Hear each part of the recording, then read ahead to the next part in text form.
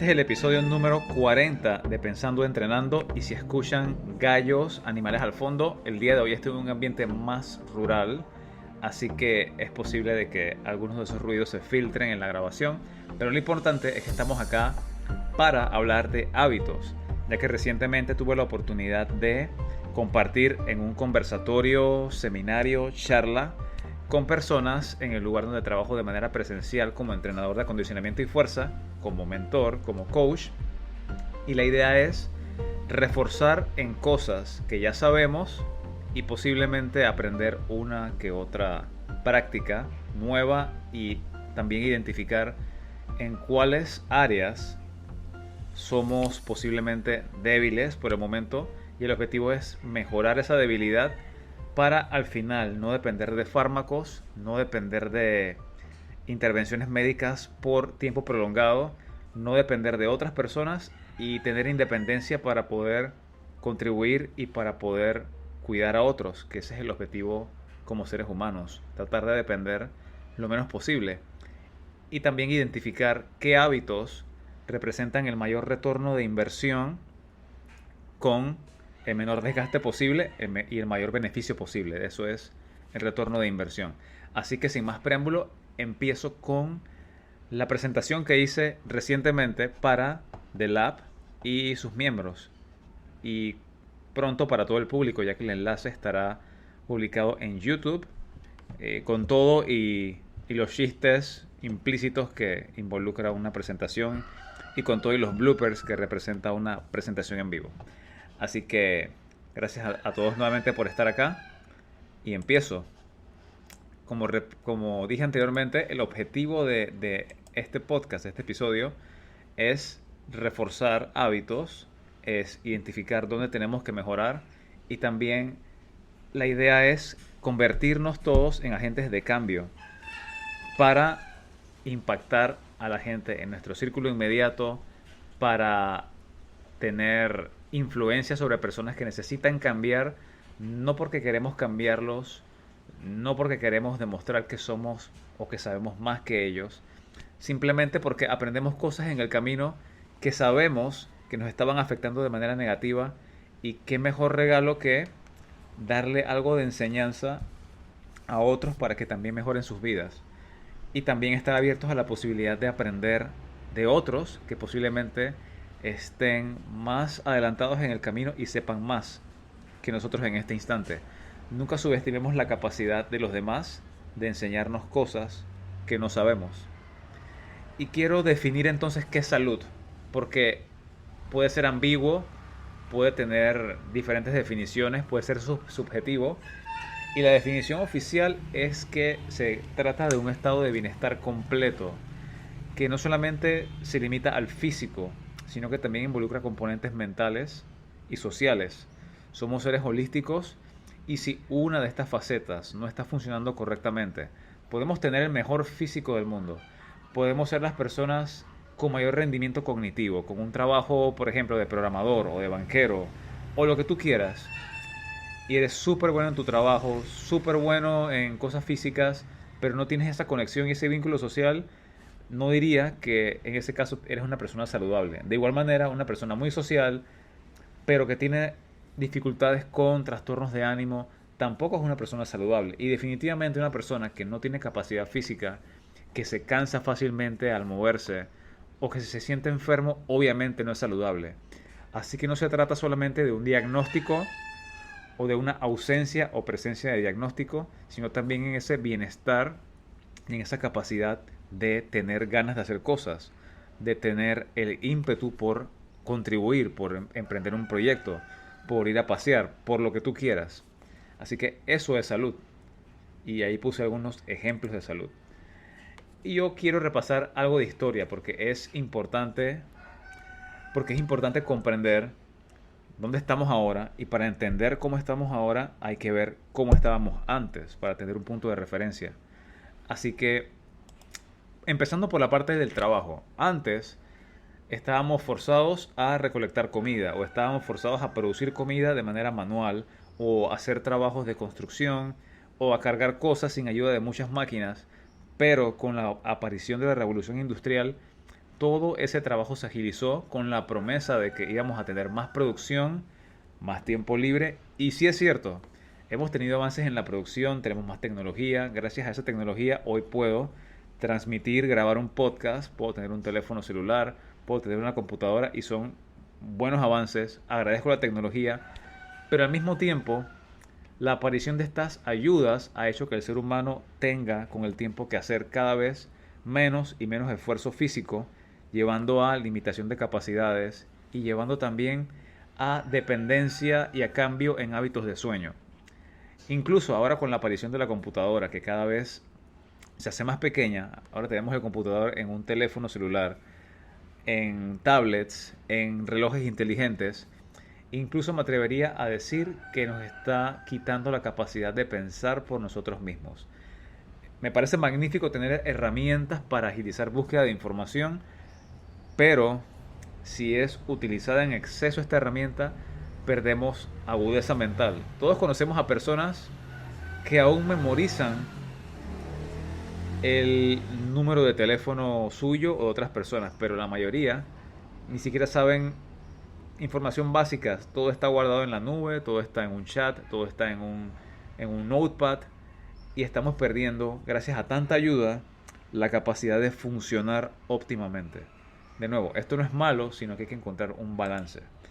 Y la actividad física no solamente era trabajo, porque antes, me refiero a la antigüedad, pensemos en griegos, pensemos en chinos, pensemos en los hindúes, pensemos en sumerios, siempre la humanidad ha estado en guerra de una manera u otra. Así que el ser humano comprendió de que debía prepararse para ser más efectivo en esas guerras. Y también obviamente luego se entendió que la actividad física también era una expresión humana, una expresión de rendimiento y de capacidades. Así que crédito a los griegos por traer la actividad física y el ejercicio de la guerra a la competición, y gracias a eso existen muchas modalidades del ejercicio y existen los Juegos Olímpicos y existe el deporte. Ahora, esa era la situación anterior en cuanto a movimiento físico, no trabajo sino otras razones. Y ahora predomina el culturismo gracias al impacto del siglo pasado de películas, la aparición de los gimnasios en California. También poco a poco se fue incluyendo a la mujer, porque antes solamente era una cosa de hombres hacer ejercicio de fuerza. Y también el deporte como actividad física estructurada, con reglamento y ya con fines más competitivos. Lo que quiero resaltar acá es que cómo estamos hoy no es por casualidad, sino que tiene antecedentes históricos que prevalecen hasta hoy. En cuanto a comida, ¿qué hacíamos antes? Antes se tenía que recolectar, se tenía que cosechar, sembrar, cazar, y la comida era más difícil de obtener, así que las porciones eran más limitadas. Y como las porciones eran más limitadas, era difícil caer en excesos. También involucraba movimiento físico esa cosecha, esa siembra, y en general todos estábamos más fit.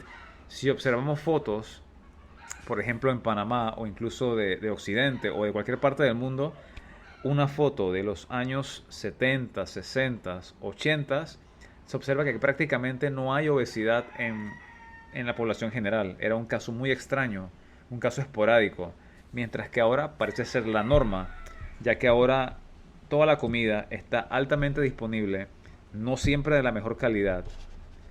Es tan fácil como pedir un servicio de entregas, un delivery, y podemos pedir combos agrandados, porciones súper gigantes, y todo tiene exceso de sodio o de grasa saturada, grasas trans, azúcar de diferentes tipos. Y esta es la situación actual en cuanto a la comida. Ya no tenemos que esforzarnos por sembrar y cosechar.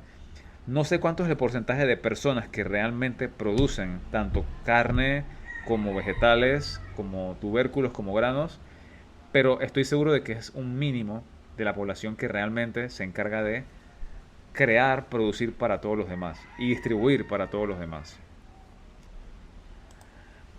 Importante, ¿de qué nos enfermábamos antes?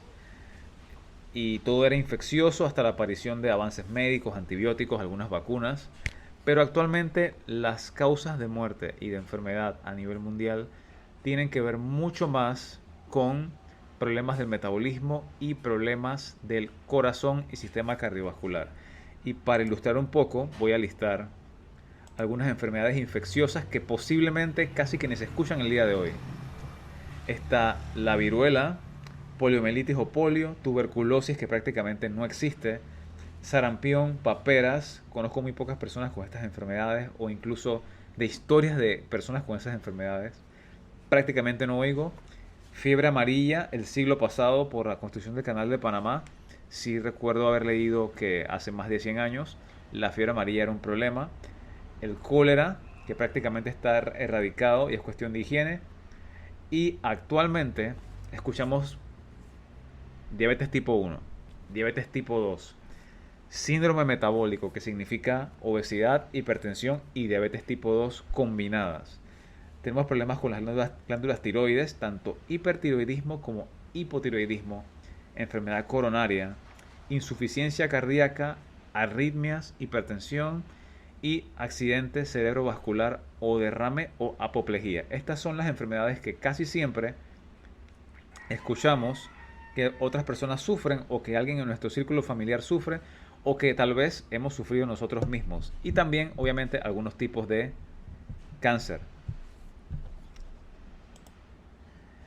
Estadísticas en Panamá, porque es importante entender un poco de números. Y el 73% de la población en Panamá actualmente parece de sobrepeso. Si vas a un lugar, dice el número que si hay 10 personas, 7 van a tener sobrepeso. Sobrepeso significa un IMC o relación peso-talla de más de 25, el coeficiente de 25, o un porcentaje de grasa mayor de 25 a 30. El 14% de las personas en Panamá, adultas, no, de todas las edades, sufre de diabetes tipo 2, de acuerdo a estadísticas del MINSA en el año 2022. Y 450.000 personas, de acuerdo a estadísticas del 2022, son prediabéticas, o sea que tienen resistencia a la insulina y eventualmente, si no revierten su forma de vida, sus hábitos, van a sufrir de diabetes tipo 2, obesidad, Parkinson, Alzheimer's, y esto es realmente preocupante. ¿Y cómo está el mundo? El mundo actualmente no difiere mucho de las estadísticas en Panamá y tengo una gráfica interesante acá que proviene del sitio web Our World in Data, nuestro mundo en datos, y establece que el 74% de las personas muere por enfermedades no transmisibles. Esto quiere decir que no tiene que ver nada con bacterias, con microbios, con transmisión de una persona a otra. Y solamente el 14, en comparación al 74, muere de enfermedades infecciosas, que eso es asunto más del siglo pasado y del antepasado. La principal causa de muerte a nivel mundial, 33%, es de enfermedades del corazón, ataques cardíacos, accidente cerebrovascular y otras enfermedades que mencioné anteriormente. Eso representa 18.5 millones de muertes y un promedio por día de 50.850 a nivel mundial, y me parece que es demasiado. Un 18%, que es el segundo lugar, es afectada por cáncer. De ahí siguen enfermedades respiratorias crónicas, enfermedades neurológicas, problemas digestivos y otras enfermedades no transmisibles. Así que importante comprender que estas enfermedades no transmisibles son producto de nuestra forma de vida, de nuestros hábitos, de cómo nos comportamos. Y no quiero decir entonces que eres o conoces o somos culpables. Somos culpables tal vez en ignorancia porque el sistema de producción de comida, la facilidad con la que consigues cosas que no te aportan densidad nutricional, con el problema de que algunas personas no tienen simplemente el acceso a consumir, a comprar comida de mejor calidad. Así que es un problema complejo y no se trata aquí de apuntar con un dedo y de culpar a las personas, sino de tratar de establecer y adquirir conciencia de que esto nos está afectando y de que tenemos que buscar mecanismos, tenemos que buscar formas de comprender cómo revertir esto, porque somos una sociedad que ha avanzado tanto, tenemos edificios, tenemos aviones, hemos ido al espacio, estamos pensando en ir a Marte, estamos viendo al fondo del océano, somos capaces de muchas cosas, pero al mismo tiempo nos estamos enfermando ahora de cosas que normalmente no nos enfermaban. Resolvemos un problema y causamos otro, y este es un problema posiblemente inevitable de la evolución. Pero si fuimos capaces de ir a la luna, pues supuestamente, porque hay teorías de que dicen que no fuimos a la luna, o de que fuimos capaces de desarrollar microchips, computadoras que caben en tu mano, de que tenemos un internet, de que tenemos computadoras, inteligencia artificial.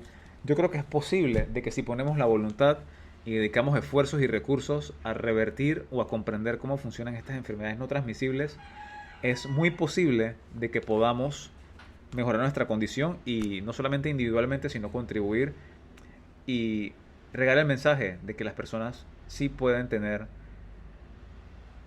pueden tomar responsabilidad y pueden contrarrestar este problema. Tengo una gráfica interesante acá que también le voy a compartir, que tiene que ver con la esperanza de vida, y la gráfica comienza desde el año 1770 hasta 2021, y prácticamente en todos los continentes la esperanza de vida oscilaba entre los 25 y 35 años, y la gráfica va subiendo hasta que desde 1950 en adelante la esperanza de vida se disparó. Y actualmente en algunos países incluso ronda los 80 años.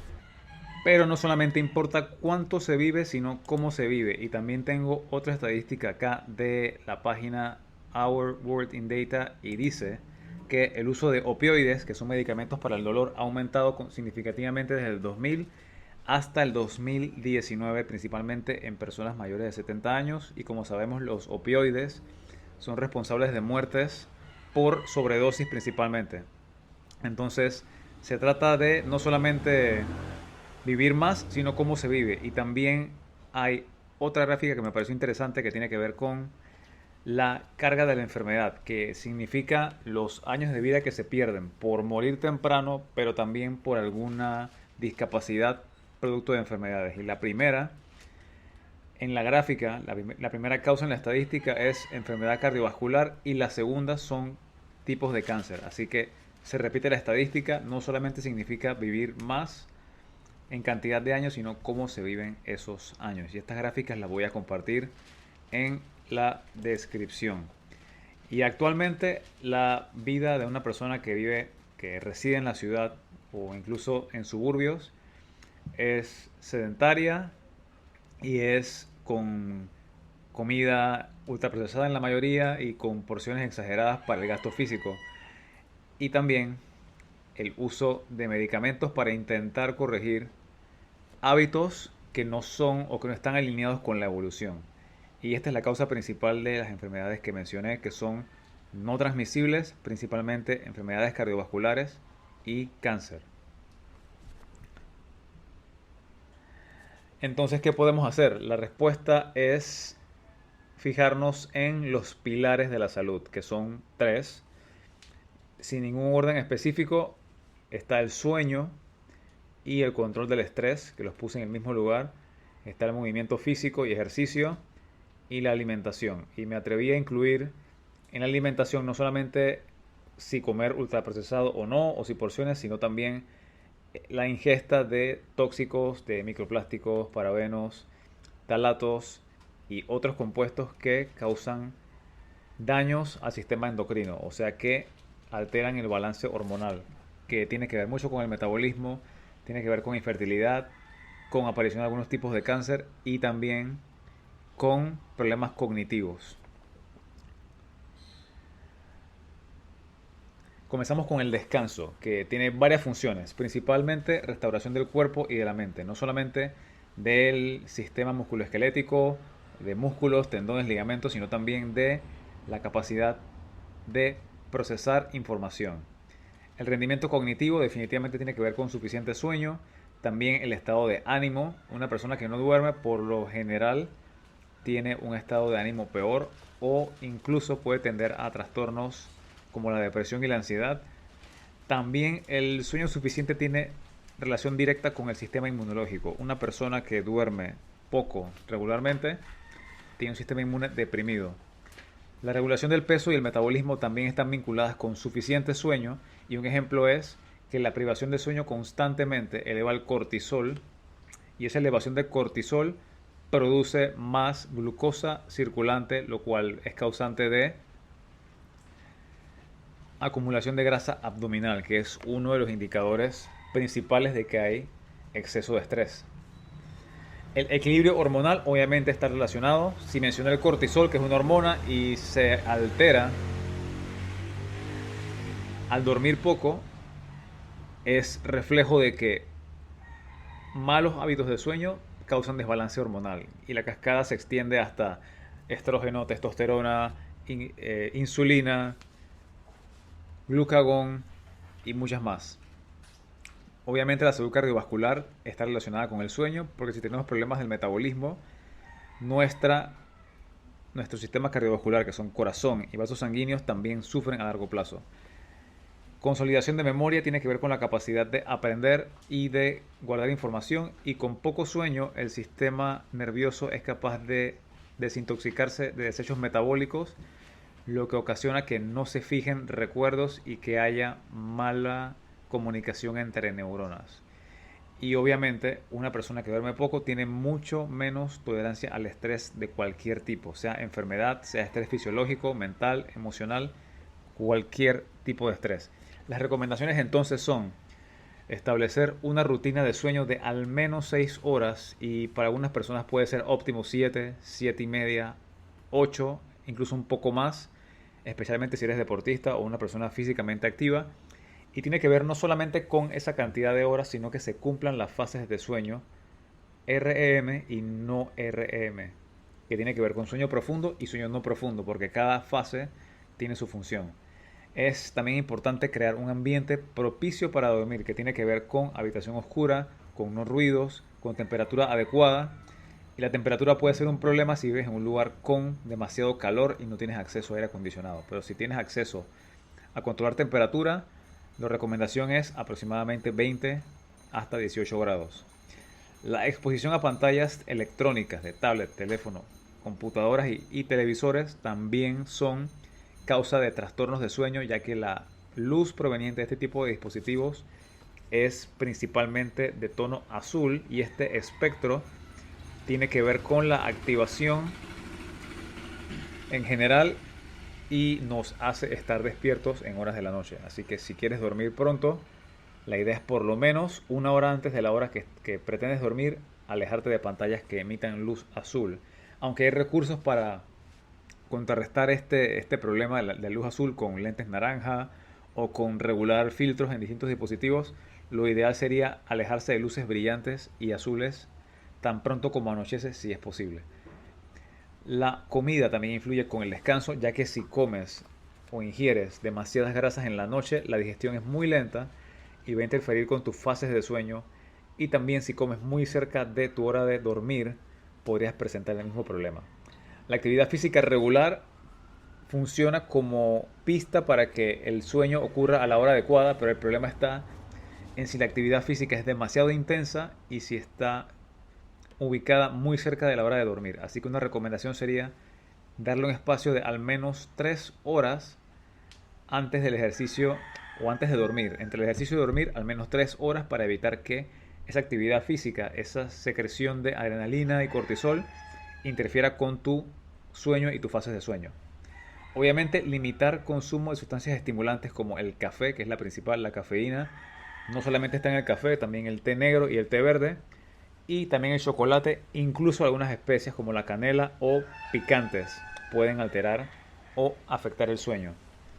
Y algo muy difícil de hacer en esta época es tener un equilibrio trabajo-descanso, ya que existen horas extra o trayectos largos. Y este tipo de estímulo, productos del trabajo, está muy relacionado con que las personas cuando llegan a su casa siguen activas, al menos mentalmente, y les cuesta dormir por producto del estrés. Repasando alimentación, lo importante son las porciones, aunque siempre discuto de que no es realista pedirle a las personas que regulen la cantidad de comida si lo que consumen es un producto que inhibe el mecanismo del hambre o desregula el mecanismo del hambre. Entonces, si quieres controlar porciones, por consiguiente tendrías que priorizar comidas que puedas reconocer en el plato, comidas que sean preferiblemente hechas en casa o si son compradas en algún lugar, que sean hechas de manera tradicional, al fuego, no todo empaquetado proveniente de una lata o de una cajeta. Ultraprocesados tienen su función, pero hay que limitarlos a lo menos posible. Hay momentos en el que puede ser conveniente porque también es necesario comer suficiente y no por pasar hambre entonces vas a dejar de comer ultraprocesados si son la solución en ese momento. La hidratación es otro problema y eso depende del peso.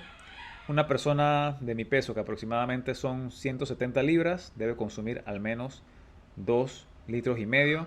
Así que el peso determina cuánta agua requieres al día. Y no solamente el peso, sino también el nivel de actividad física. El clima también tiene que ver. Y lo importante de hidratación no solamente es consumir agua suave o sin minerales, sino también intentar remineralizar o agregar sal suficiente a tu alimentación, ya que si no tienes un equilibrio adecuado de electrolitos, sodio, potasio, magnesio, podrías al final perder agua. El consumo de alcohol, que es algo difícil en esta época, ya que el alcohol es una sustancia que se usa para regular el ánimo, para socializar, para desinhibirse, y es muy difícil decirle que no a las personas. Tengo un episodio grabado acerca del consumo de alcohol, que es el número 3 y voy a dejar referenciado para pautas específicas de cómo afecta el alcohol al cuerpo y de cuánto es recomendado. También sustancias tóxicas, como mencioné, plásticos en los recipientes, en los empaques de la comida, parabenos en cosméticos, también en pastas de diente, por ejemplo, el flúor, atracina que está en el agua, por eso es importante filtrar el agua, y también el uso de anticonceptivos hormonales, ya sean inyectables o en pastillas, tienen efecto nocivo, principalmente dominancia de estrógeno, que en mujeres se manifiesta como riesgo aumentado de cáncer de útero y de seno y también con cambio en la composición corporal. Y en hombres esa dominancia de estrógeno es la causa principal de ginecomastia, que es prácticamente senos en hombres. Y finalmente con la comida está el uso de las grasas, que puede ser controversial.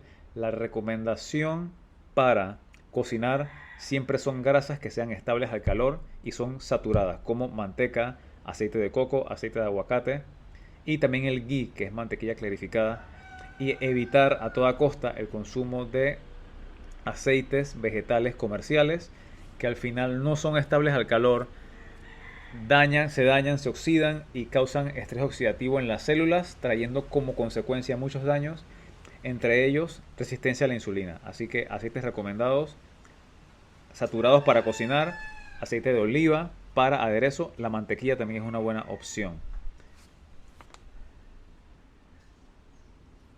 En cuanto al movimiento, hay una confusión en cuanto a, y dije en cuanto dos veces, pero no importa, lo importante es determinar la diferencia entre actividad física, ejercicio y deporte, porque puede ser que se piense que las tres son lo mismo o que las tres significan salud, pero actividad física significa cualquier movimiento que involucre un gasto energético. Puede ser simplemente ir al trabajo, puede ser ir a hacer un mandado o pararte, sentarte. Eso es actividad física y no va alineada con ningún objetivo más que sobrevivir. Está el ejercicio sistemático que ya tiene un objetivo, que ya tiene un fin y tiene que ver con hacer cantidad de repeticiones o entrenar por distancia o por un tiempo determinado. Y este es el tipo de actividad física que necesitamos para contrarrestar el daño producido por la falta de trabajo físico. Y finalmente el deporte, que mal dicho significa salud, porque el deporte representa riesgo de lesiones si hay sobreuso. No es malo hacer deporte, pero es importante entender que no es indispensable para salud. Lo que me atrevo a decir que es indispensable para salud sería actividad física regular, simplemente caminar lo más posible. Algunos dicen que 10.000 pasos al día, pero hay estudios de que 7.000 pasos es suficiente para hacer cambios significativos en mejoras en tu metabolismo. Y el ejercicio físico, desde luego, porque tiene un componente de fuerza y de resistencia que puedes programar de acuerdo a tu objetivo. El deporte, si te gusta, puedes hacerlo, pero tener cuidado con la cantidad, tener cuidado con estar preparado para la intensidad de esa actividad.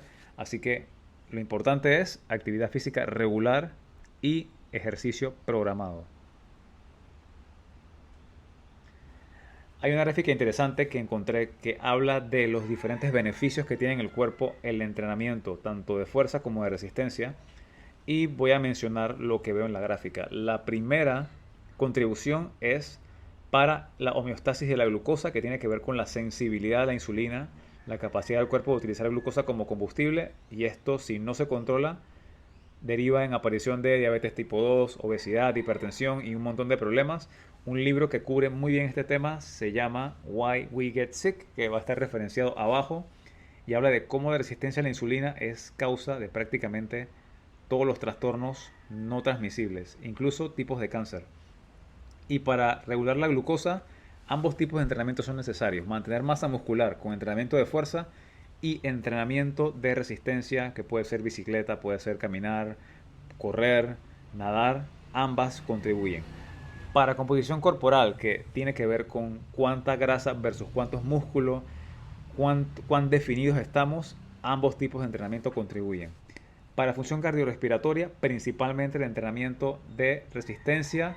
Pensemos en triatlón, pensemos en bicicleta, pensemos en fondo, pensemos en correr. Ambas actividades o todo ese tipo de actividades contribuye a la mejora de función cardiorrespiratoria. Ambas contribuyen a la movilidad del cuerpo porque trabajamos ejercicios en diferentes rangos y eso promueve de que tengamos fuerza en flexión y extensión y en rotación en todas las articulaciones. La función mitocondrial, que tiene que ver con la capacidad de la célula de producir energía, porque no se trata solamente de ingerir comida, sino de que la célula reciba nutrientes luego de pasar por el sistema digestivo y de que esa mitocondria que está dentro de la célula sea capaz de utilizar ese sustrato, esa comida para producir energía. Si no es eficiente esa mitocondria, vamos a tener fatiga, vamos a tener problemas con degeneración de diferentes sistemas y órganos. Así que esta es otra contribución de ambos tipos de entrenamiento. Para fuerza muscular, prácticamente que exclusivamente el entrenamiento de fuerza contribuye acá, y esto tiene que ver con independencia, con capacidad de moverse, con capacidad de hacer cosas sin ayuda. Y la función cognitiva está vinculada tanto con el entrenamiento de resistencia como el de fuerza. Y obviamente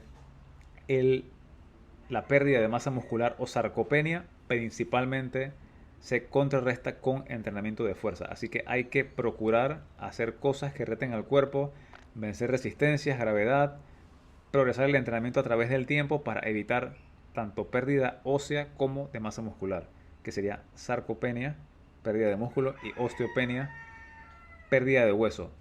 Y otro punto importante que quiero recalcar con el ejercicio físico es que preferiblemente si es realizado al aire libre. Y la razón es que exponerse al sol tiene funciones vitales como dije hace un rato, regular el ciclo circadiano que determina cuándo descansas, cuándo despiertas, y ese ciclo está vinculado directamente con secreción de hormonas específicas a diferentes momentos del día. Y si ese balance se interrumpe, somos mucho más propensos a funcionar mal y a enfermarnos de prácticamente cualquier cosa.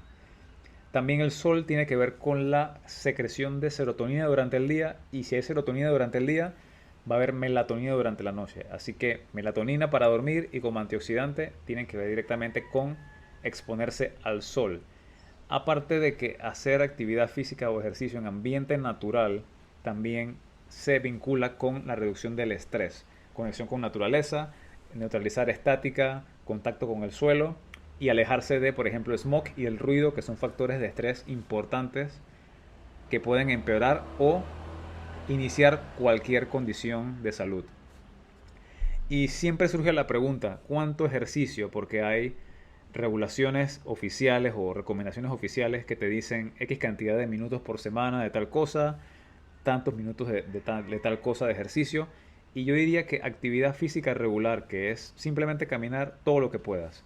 Si te cuesta empezar, una buena herramienta es un reloj para contar pasos, o puedes hacerlo por tiempo, 20 minutos, media hora diaria, y tratar de incrementar. Y mejor aún, si esa actividad física es parte de tu día a día para ir al trabajo, para volver, y prácticamente que no vas a tener que pensar en cuánto, porque va a estar integrado en esa rutina. Y de fuerza, lo ideal es mínimo 2 veces por semana, Algunos sujetos requieren más tiempo de entrenamiento, pero si estás adaptado, puedes hacerlo de manera más intensa. Y entrenar de manera más intensa significa que podrías salirte con la tuya, tener beneficios de salud con menos tiempo, tal vez media hora, tal vez 20 minutos. Incluso hay proponentes de que 10 a 15 minutos a una intensidad alta, entrenando fuerza, son suficientes para causar y mantener adaptaciones. Pero lo importante es evaluar individualmente y determinar cuánto es suficiente y adecuar ese plan, esa rutina a tu condición individual, a tu día a día. Porque puedes trazar el mejor plan de entrenamiento de 5 días, de 6 días, pero cuando vas a la realidad te das cuenta de que no tienes tiempo, no lo completas, no te puedes organizar y eso va a causar muy posiblemente que abandones el ejercicio físico. Recapitulando entonces, ¿qué tenemos que hacer? Primero, yo considero que el movimiento o ejercicio físico no es que más ejercicio significa mejor estado de salud, pero que iniciar un plan de entrenamiento automáticamente comienza a ponerte en conciencia de que tienes que ordenar otras cosas. Y ese ha sido mi caso. Cuando dejo de hacer ejercicio físico, comienzo a comer peor, comienzo a dormir mal, estoy más estresado y dejo de tener una estructura. Mientras que cuando tengo un plan definido, me aseguro de tratar de comer lo mejor posible, de dormir a la hora que es, de exponerme al sol. Y creo que pasa lo mismo con la mayoría de las personas. Pero tratar de estructurar ejercicio físico para tener un orden y traer beneficios a todos los sistemas que mencioné anteriormente. También dormir entre 6 y 8 horas, tener cuidado con las porciones de la comida, priorizar comida real, que significa comida fresca, que significa carne hecha en su hueso, incluir fermentados y limitar ultraprocesados. Exponerse al sol de manera regular, no quiero decir quemarse, sino exponerse en la mañana para darle esa señal al cuerpo de regular el ciclo circadiano y también exponerse en el día al rango tolerable sin quemarse para síntesis de vitamina D. Control del estrés, que tiene que ver mucho con equilibrio trabajo-descanso, tiene que ver con priorizar tareas y con organizarse. De lo contrario, vas a tener estrés mental todo el tiempo. Emocional tiene que ver con escoger cuidadosamente con qué personas pasas el tiempo, porque si tienes un objetivo de salud y estás pasando tu tiempo con unas personas o con un grupo de personas que va totalmente en la dirección opuesta, va a ser muy difícil de que logres sostener tus hábitos. Entonces, es la parte probablemente más difícil de la salud, escoger el círculo, porque hay veces que simplemente las personas se acostumbran al entorno y lo aceptan como parte de su vida sin saber de que tienen control y tienen poder de decisión para escoger con quién pasan el tiempo, con quién se asocian, y la idea es mejorar como grupo, si es posible. Y finalmente el uso y exposición a sustancias tóxicas. Puedo decir las principales para mí, que son sustancias antiadherentes para cocinar, como el teflón. Es definitivamente tóxico y cancerígeno. También está el uso de parabenos en cosméticos, un tema complejo para otro podcast que espero poder hacer pronto. También está la atracina, como mencioné, así que la importancia de filtrar el agua, no solamente por esto, sino también por metales pesados.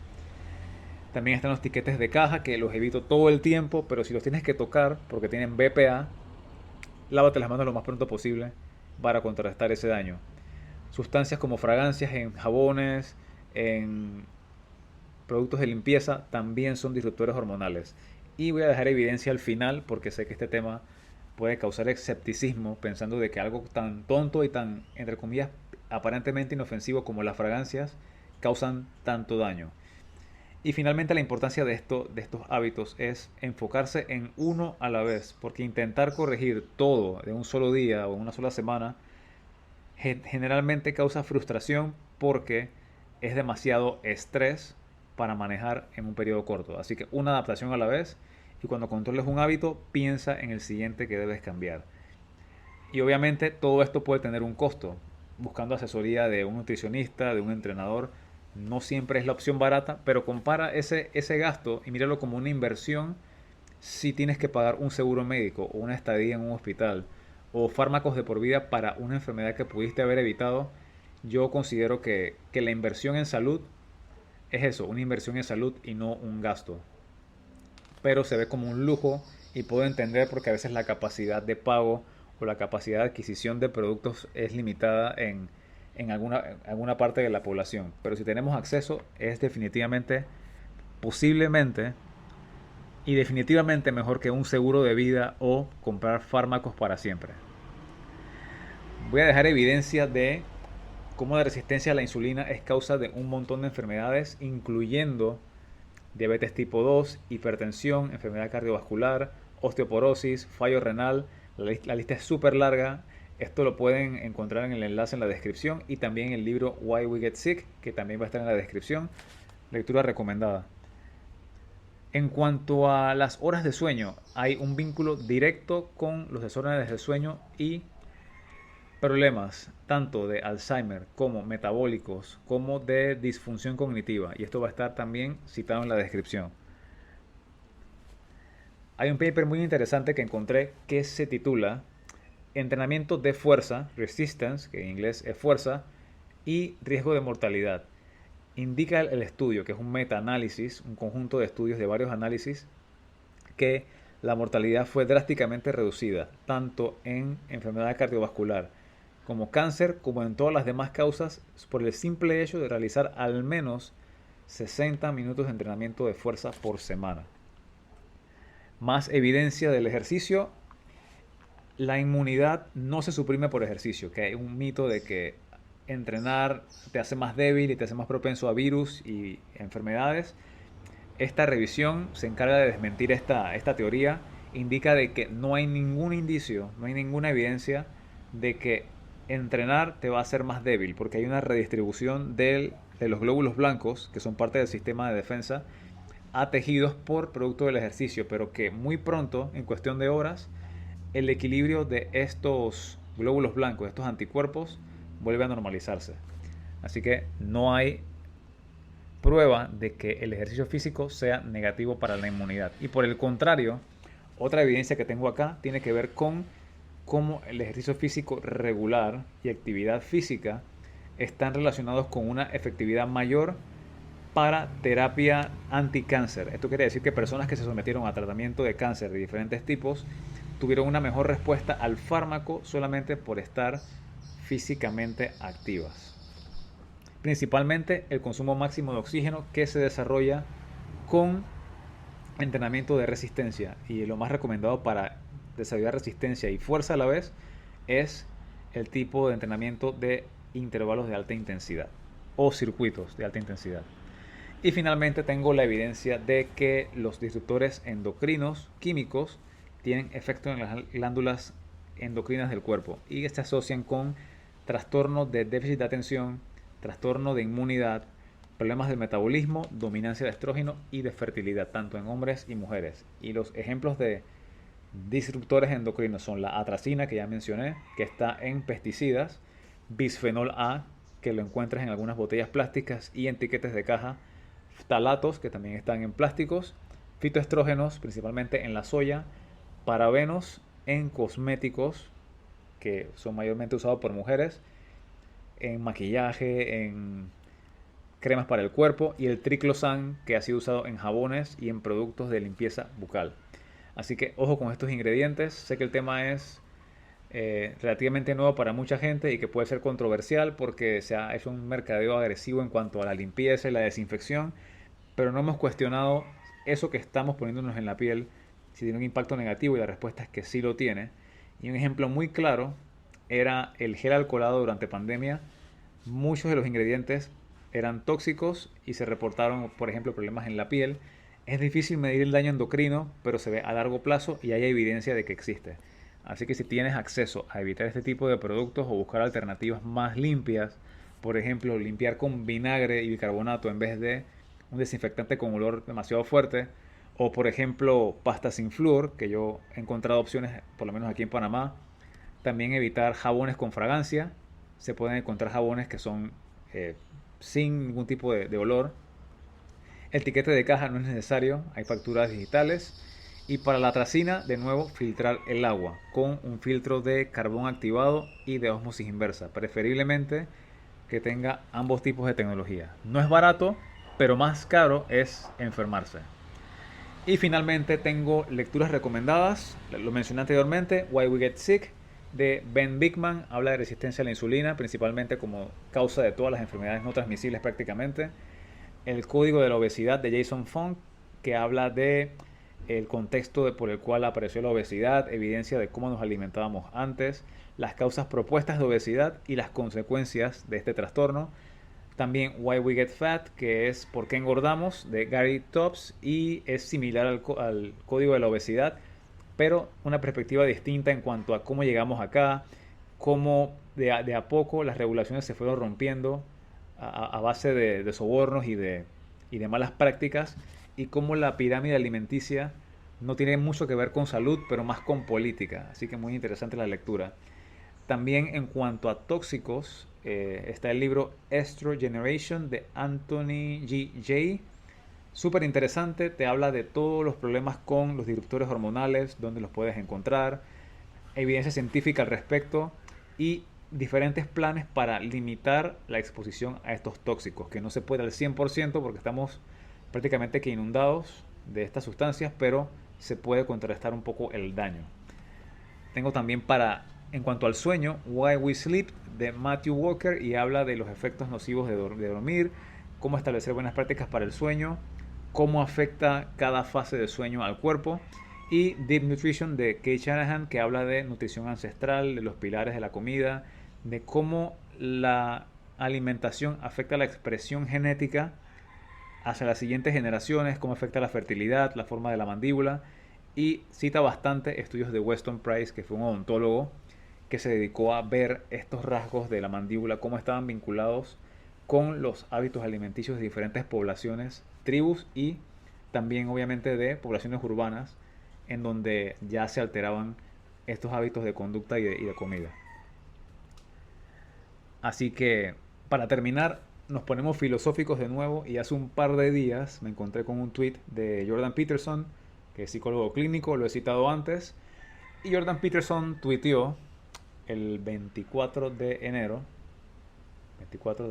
el 12 de enero del 2024, encara tus miedos voluntariamente porque esa es la cura, y este es el mensaje que quiero dar. Podemos escoger evitar la incomodidad de hacer ejercicio, la incomodidad de hacernos cargo de nuestros hábitos de comida, de dormir, pero si no enfrentamos esa incomodidad voluntariamente, vamos a enfrentar el estrés de otra forma. La cura es escoger el estrés de forma voluntaria. Como siempre digo, el estrés voluntario es el camino al nivel que sigue. Y ojalá algún día pueda vender tazas y camisetas con esa frase, pero por ahora me limito a decirlo siempre, porque estoy convencido de que si no haces algo al respecto ahora, vas a estar forzado a hacer algo después. Y curiosamente, alguien le respondió el tweet a Jordan Peterson, y la respuesta dice: tarde o temprano tendrás que encararlos, quieras o no. Mejor hacerlo temprano y voluntariamente antes de que esos miedos o esos problemas crezcan. Así que así finalizo el episodio de hoy, el número 40.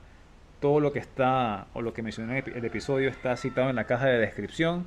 Desde los libros que mencioné, está también el estudio acerca de resistencia a la insulina, el entrenamiento de fuerza y mortalidad, en cuanto al mito del ejercicio y la inmunidad, desórdenes de sueño, y también el estudio para referencia de los disruptores endocrinos.